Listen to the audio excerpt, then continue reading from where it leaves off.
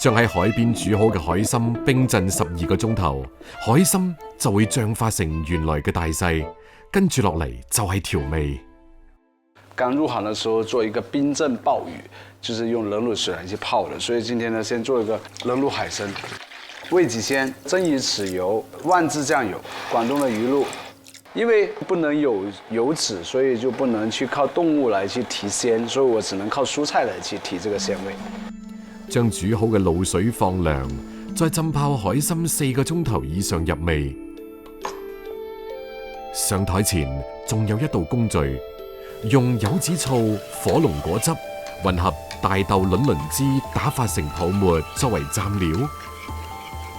我用海參蘸着醋吃，所以用了分子料理裡面的一個泡沫技術，把它融進去，方便吃到這種酸味，而又不影響我這道菜品的儀態。實心海參肉質軟糯，鹹香嘅滷水被果醋嘅酸甜中和，呢味主打菜令人耳目一新。除咗海參，青島嘅對蝦、梭子蟹、鮮鮑、海腸等都久負盛名。當我來到青島之後，我會發現，哇，這邊的食材太棒了，我就想用我粵菜的烹飪思維去做融合和提升青島嘅東西。呢味五珍燴就好似活海鮮版嘅佛跳牆，鮮字當頭，內容紮實唔花巧，同粵菜尊重食材本味嘅做法不謀而合。蝦頭經過乾扁，獲取蝦油。國科準備整一味自細就識嘅客家菜。客家人中意咩都可以用肉。細嗰陣時嘅煎豆腐係我強項，因為從細到大幫老豆煎豆腐啦。國科嘅廚藝嚟自淵源家學，阿爺嗰一輩就係廚師，所在嘅鄉村更加係廣東著名嘅廚師之鄉。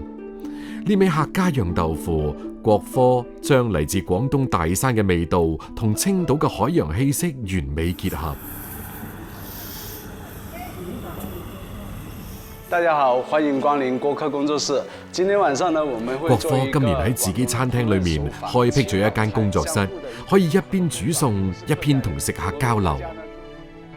自從我來之後呢，我打破了魯菜粵菜，我做的是什麼？是青島菜。我只是把粵菜融到裡面來去，因為我要為這個城市添光加彩。感謝大家來捧我們的場，謝謝。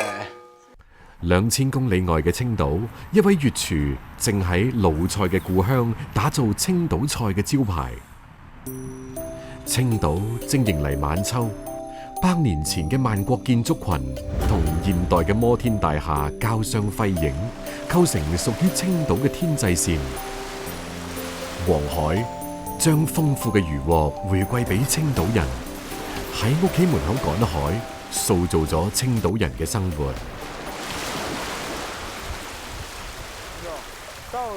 嚟自廣東梅州嘅廚師國科喺青島定居已經16年，今日跟住老朋友尹寶昌嚟到海洋牧場。今年的海參怎麼樣？海參豐收了。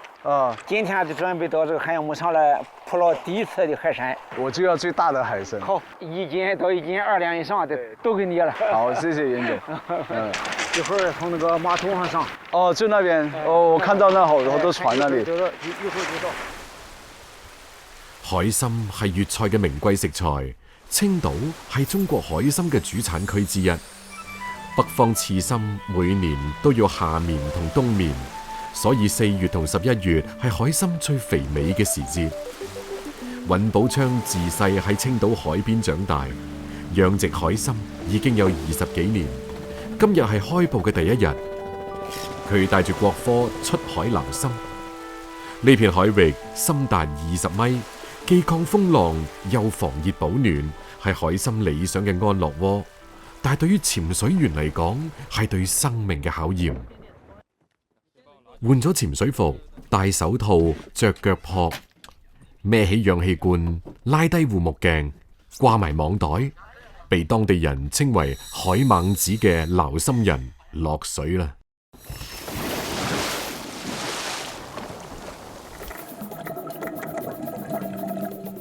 尹寶昌嘅海洋牧場採用底播養殖技術，將人工育種新苗投放到海底，任其自然生長，以海底藻類同浮游生物為食，咁樣嘅品質同野生海參最為接近。海參係戀家型動物，因為蠕動緩慢，一世嘅活動範圍都不過30-40平方米，但係每一隻海參都係躲藏高手，專門匿埋喺礁石底。海猛子要靠火眼金睛先至可以揾到。好嘞，這是今年冬天的第一次撈海參。這時候的海參呢，這個肉厚。1斤左右一條的海參要長多久啊？那種都得5年以上才能長這麼大。啱啱撈上嚟嘅海參，參翅堅挺有力，呈黑褐色，先至算得上係標準好參。海參嘅體壁內存在住一種自溶酶，如果離開海水時間太長，就會融化成水。做這個海參呢，我們要用鐵鍋來，鐵鍋它煮出來的海參呢，深黑色的。不鏽鋼鍋或者說鋁鍋煮出來的海參呢，會發白，會掉顏色。做乾海參呢，它是煮10幾分鐘，它就可以拿去做烘乾。像我們這種是鮮吃海參，所以呢，我們就是要煮夠80分鐘，煮出來的標準呢是要實心，很硬。一切都準備就緒，國科將海參帶返餐廳。早喺15000年嘅人類遺傳中，就發現過食用水魚嘅證據。西江邊嘅肇慶古城，煙雨樓台漸漸陳舊，綠柳秋新，人事變遷，但係一煲煮就嘅鄉野味道從未斷絕。7月中旬，暑假正式開始，黃瑤古鎮迎嚟暑期嘅第一批客人。靜謐嘅古鎮被熙熙攘攘嘅遊客用腳步同相機快門嚓嚓聲嘈醒。你好，幾位，裡面有吃飯的呀？這邊有我們當地的特色菜，可以進去看看的呀。我們這邊豆豉做的菜都比較多人吃。豆豉排骨唄，豆豉小河魚。黃瑤鎮發祥於宋，興建於明，鼎盛於清。因黃姓及姚姓兩大族群世居喺呢度，所以改名黃瑤。黃瑤人祖先嚟自廣東五邑地區，到今日已經延續40幾代，800幾年。小鎮背山依水，風光秀美，被外人稱為夢境家園。呢度都係勇哥夢開始嘅地方。18年年尾咧，朋友帶過嚟咧，喺黃瑤咧就住咗2晚，覺得呢度個空氣啊、水啊都好靚，跟住一路就喺度做落咗客棧，家下咧就做埋餐飲啦。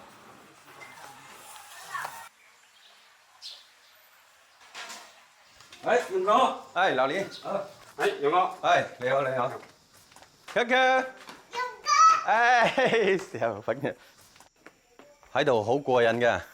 呢度啲大人細路啲叫我做勇哥嘅。李少勇係順德人，開過工廠，都開過飯店，因為中意咗黃瑤，乾脆定居喺呢度。客棧入邊咧，我哋就前廳就做咗餐飲嘅，咁咧就專門做廣府菜。入到呢度咧，就係我哋客房嘅一部分啦。而嚟到呢度就可以當自己屋企咁樣一樣啦。黃瑤咧，其實都好多美食嘅，豆豉啦、瓜花啦，仲有豆腐。老闆，老細你好。咦，今日有鯪魚啊？幫我要2條先。好嘅。豆豉係黃瑤最負盛名嘅食材之一，起源於明朝初期，號稱超平三寶，一度成為朝廷貢品。黃瑤古鎮關於時間嘅風味魔法，先至係勇哥留住客人嘅秘方。你好。我過來拿點豆豉做菜。哦，好的，裡面請。這是我們蒸豆的地方，這剛剛隔水乾蒸出來的。現在也可以吃了咯，好吃吧？好吃。黃瑤豆豉製作秉承古法，本土黑豆隔水蒸5個幾鐘頭。播散攤涼，經歷第一次嘅5日發酵，然後搓梅洗梅，去除豆表面嘅霉菌，為二次發酵創造濕度。第二次發酵關鍵就係壓白。桐油液鋪下去壓白的時候，桐油液的那個香味就出來了嘛。桐油液有時候沒有的話，就用荷葉嘛。現在看到的就是咱們壓白的地方，豆豉呢，這是第2次發酵了，這裡大概要發7天左右。經2次發酵壓白完嘅豆，距離靈魂修煉只有1步之遙。晾曬。